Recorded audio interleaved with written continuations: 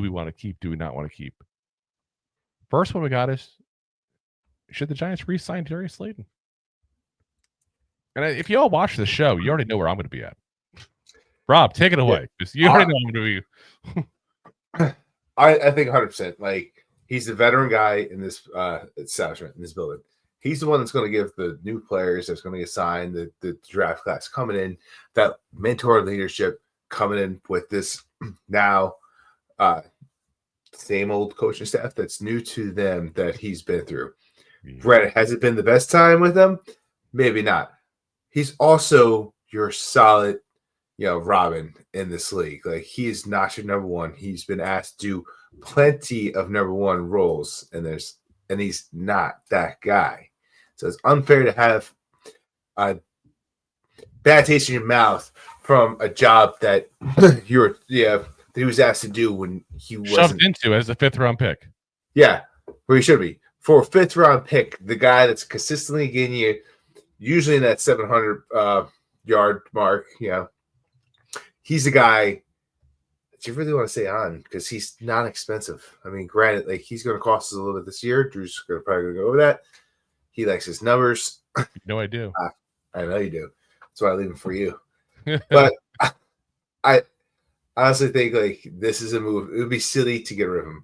Not only what he does on the field in the position. I think he's going to have a great year because he's probably going to be your number 3 next year, which means he's going to have a great year. It was this year. I mean, let's be honest there. Yeah. So, I mean, you go get your quarterback, and if he's that dude, he's that stud. Blake Neighbors is going to get some crazy yards. You're going to have Wandell getting some great yards. Yep. And same with Slayton. Yep. Now, here's what he did this year. Darius Slayton, 16 games overall, 13 starts, 30 receptions, 573 yards, 2 touchdowns, and a 59.0 PFF grade.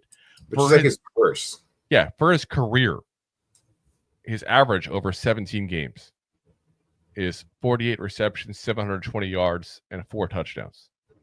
Now, this year, we talked about this last year as well, and we'll talk about it again this year because I think it needs to be said. This year, Darius Slayton climbed up the all-time receiving yards leaderboard for the Giants. This year, he passed Plaxico Burress and Mark Bavaro, 2 of the biggest, well-known, Giants of all time. Like, guys that hear people that watched Mark Bavaro 40 years ago talk about how great he is still. And they're not wrong. Don't get me wrong. Like, I was a little teeny little boy when he was playing at that point there. I remember as a little kid watching it. And he was doing things that tight ends just didn't do back then. He was a modern tight end in the 80s. While he was also a very good blocker, like a guy that like really is held to high regard. Or you got a guy like Plaxico Burress, who literally was the best receiver we had in a Super Bowl run. Probably cost us the second one, but that's a whole different story there. But it's just shot away. Now, let's say hypothetically we re-signed him for 1 year, hypothetically for a second, and his average, like we said, is about 700 yards. That would put him ahead of guys like Sterling Shepard. He needs 200 yards for. Jeremy Shockey, he needs 400 yards for. He's even if he gets to 700, he'll start getting to Victor Cruz, Ike Hilliard, Hakeem Nicks. Some really good talent to be caught up with. Yeah, like you're talking some all-time great Giants receivers. Like that's where we're at here. So, yeah, like he deserves a little more credit than we give him.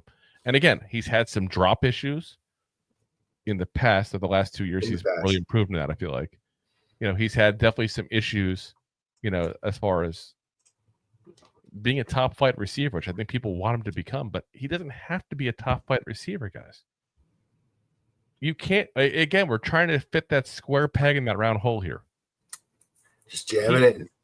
He is a valuable piece of any wide receiver room he goes to, whether it's the Giants or somebody else.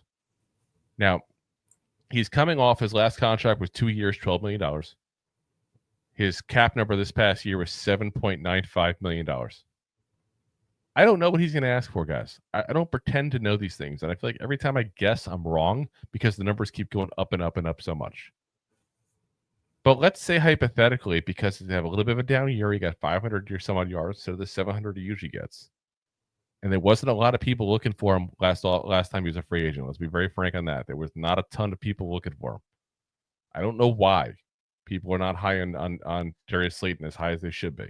Because he still has some of the drop issues, but he's worked on that. Yeah, in those 2-year contracts. So, I mean, but let's say because of the fact he had a little bit of a down year this year, that somebody that we can get him back for, let's say 3 years, $20 million, or something like that.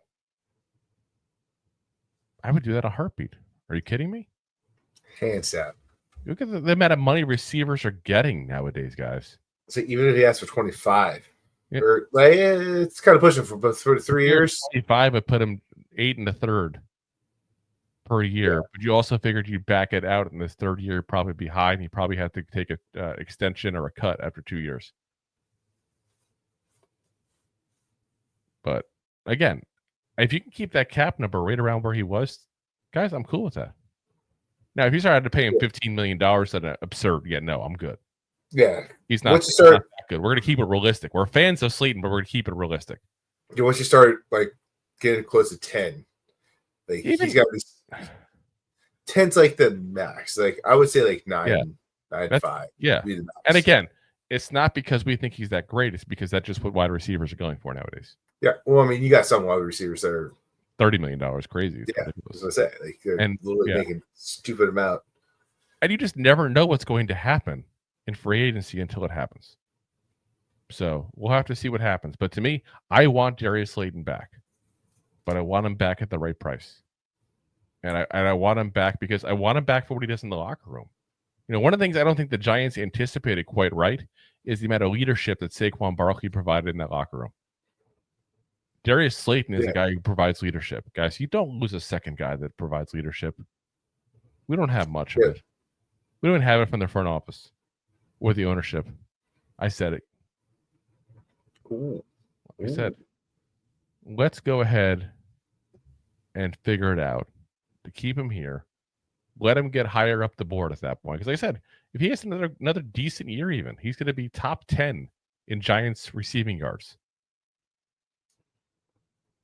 Be a couple more years here at that point. He'll be top 5. Guys, he needs, let's see here, 200. He needs 1,200 yards to be top 5. You give him a 3-year deal, he'll probably hit that. Barring any injuries or lost speed because he is a speed-dependent receiver. He'll probably hit that and be a top 5 receiver and pass Joe Morrison. That's kind of crazy to think about. Yeah. When you're top 5 or top 10 in any position, in any stat for a 100-year franchise, that's saying something, guys. That's saying something. So, like I said, hopefully we see him there. If you like that clip, then you will love the full episodes too. Find us on your favorite podcast app and look for us on all your favorite social media platforms. Thanks so much.